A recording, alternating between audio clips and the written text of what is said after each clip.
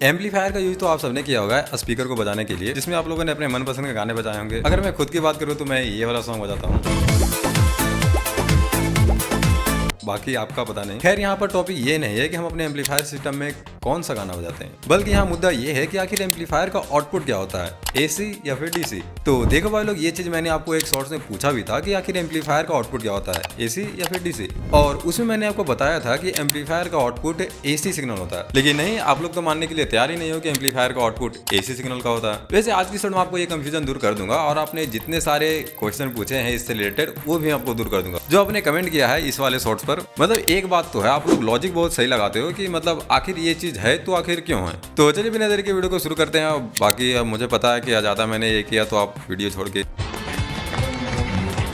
तो देखो भाई लोग, जैसे मैंने आपको बताया था कि एम्पलीफायर का आउटपुट एसी वेवफॉर्म का होता है, पर इसमें आप लोगों के बहुत सारे डॉट हैं जो आप लोगों ने कमेंट किया है, जिसमें से पहला कमेंट आया है कि आखिर अगर एम्पलीफायर का आउटपुट एसी वेवफॉर्म का होता है तो उसमें हमें करंट क्यों नहीं लगता।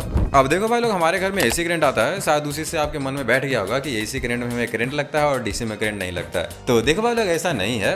करंट तब लगता है हमें जब वोल्टेज ज्यादा होता है, चाहे वो एसी वोल्टेज हो या फिर डीसी। डिपेंड नहीं करता है कि कौन सा वोल्टेज है, डिपेंड ये करता है कि वोल्टेज कितना ज्यादा है। अगर वोल्टेज 90 वोल्ट से ज्यादा है तो उस केस में हमें थोड़ा थोड़ा पता चलना चालू हो जाता है कि हाँ करंट लग रहा है। बाकी अगर वोल्टेज कम रहा है, जैसे कि 10 वोल्ट से लेकर के 60 वोल्ट के बीच, तो आपको पता नहीं चलेगा। आपको तभी पता चलेगा जब आपका हाथ ज्यादा गीला हो, या फिर यूं बोल सकते हो कि चप्पल आपने नहीं पहना हो तो उस केस में आपको करंट महसूस हो सकता है, लेकिन करंट आपको उस तरह का नहीं लगेगा जिस तरह से 220 वोल्ट एसी करंट में लगता है। अब एम्पलीफायर का आउटपुट जो होता है वो 10 वोल्ट से लेकर के 50 वोल्ट के बीच होता है। अगर आप हाई वोल्ट के एम्पलीफायर का यूज कर रहे हो तो उसमें 50 से 60 के बीच में रहता है, मतलब वोल्टेज। अब 50 से 60 वोल्ट ज्यादा वोल्टेज नहीं होता है, इतने में आपको करंट नहीं लगेगा, मतलब जिंदा बच जाओगे आप, इतना मान लो। तो पहला कंफ्यूजन तो आपको दूर हो गया होगा कि हमें करंट तभी लगता है जब वोल्टेज ज्यादा होता है। तो दूसरा कमेंट आया कि आखिर अगर एम्पलीफायर का आउटपुट एसी वेवफॉर्म का होता है तो स्पीकर में पॉजिटिव और नेगेटिव क्यों लिखा होता है। अब देखो भाई लोग, ये भी बहुत अच्छा सवाल है। अगर एम्पलीफायर का आउटपुट एसी करंट का होता है तो फिर स्पीकर में पॉजिटिव नेगेटिव क्यों दिया रहता है। एसी में तो किसी भी तरह से चला दो चल जाता है। अब देखो भाई लोग, इसका आंसर भी काफी सिंपल तरीके से मैं आपको बताऊंगा।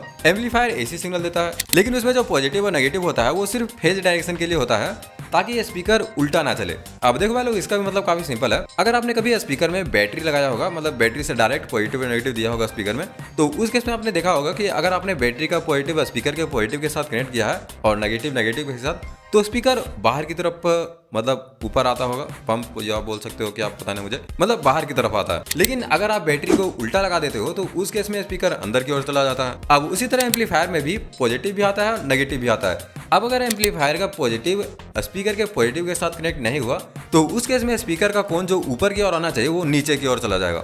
और सेम उसी तरह से जब नेगेटिव सिग्नल आएगा तो स्पीकर को अंदर की ओर जाना चाहिए तो वो ऊपर की ओर चला जाएगा। तो इससे साउंड क्वालिटी थोड़ी बहुत गड़बड़ होती है अगर आप एक स्पीकर का यूज कर रहे हो तो। मतलब कि अगर आप एक स्पीकर का यूज कर रहे हो तो ज्यादा उसमें डिफरेंस आपको पता नहीं चलेगा कि आपने पॉजिटिव पॉजिटिव कनेक्ट किया है, नेगेटिव नेगेटिव कनेक्ट किया है या फिर नहीं। लेकिन अगर आपने 2 या 4 स्पीकर कनेक्ट किया है तो उस केस में आपको ज्यादा डिफरेंस देखने को मिल सकता है। वो कैसे, ये भी मैं आपको बताता हूँ। मान लो कि आप अपने स्पीकर का पॉजिटिव और नेगेटिव एक साथ कनेक्ट कर रहे हो, मतलब पॉजिटिव में पॉजिटिव, नेगेटिव में नेगेटिव, मतलब पैरेलल कनेक्शन की बात कर रहा हूं मैं। और एम्पलीफायर का भी पॉजिटिव और नेगेटिव स्पीकर के पॉजिटिव नेगेटिव के साथ कनेक्ट कर रहे हो, तो उस केस में आपके सारे स्पीकर अच्छे से चलेंगे, साउंड भी अच्छा आएगा। लेकिन अगर आप ऐसा करो कि एक स्पीकर का पॉजिटिव एम्पलीफायर के पॉजिटिव के साथ कनेक्ट करो और एक स्पीकर का नेगेटिव एम्पलीफायर के नेगेटिव के साथ, और जो दूसरा स्पीकर है उसको उल्टा कर दो, मतलब नेगेटिव का पॉजिटिव, पॉजिटिव का नेगेटिव, सिर्फ दूसरे स्पीकर के कनेक्शन को उल्टा करना है। अब देखो इस केस में होगा क्या, जब आपके एम्पलीफायर से पॉजिटिव वेवफॉर्म निकलेगा तो उस केस में ये स्पीकर क्या होगा, अब इसमें आपने पॉजिटिव पॉजिटिव और नेगेटिव नेगेटिव दिया, तो उस केस में इसका कोण बाहर की ओर आएगा। अब ये स्पीकर में क्या होगा, ये स्पीकर तो उल्टा लगा हुआ है, तो इस केस में इस स्पीकर का कोण जो बाहर आना चाहिए वो अंदर की ओर जाएगा। तो इससे होगा क्या कि एक स्पीकर का कोण ऊपर की ओर जाएगा और दूसरे स्पीकर का कोण नीचे की ओर जाएगा। तो उस केस में साउंड वेव कैंसिल होने लगती है और आपको बेस थोड़ा कम देखने को मिल सकता है और ओवरऑल साउंड आपको वीक लगेगा अगर आपने स्पीकर का टर्मिनल पॉजिटिव नेगेटिव उल्टा लगाया है तो। मतलब ये कहानी एकदम सिंपल है, अगर आपने पॉजिटिव का पॉजिटिव डाला है, नेगेटिव का नेगेटिव, तो फिर उस केस में साउंड क्वालिटी मस्त आएगी। हाँ, तो अब आपको मालूम चल गया होगा कि स्पीकर में पॉजिटिव नेगेटिव क्यों दिया जाता है। बाकी अगर आपके पास इससे रिलेटेड कोई और क्वेश्चन है तो आप मुझे कमेंट बॉक्स में पूछ सकते हो, मैं आपके कमेंट का जरूर से रिप्लाई करूंगा।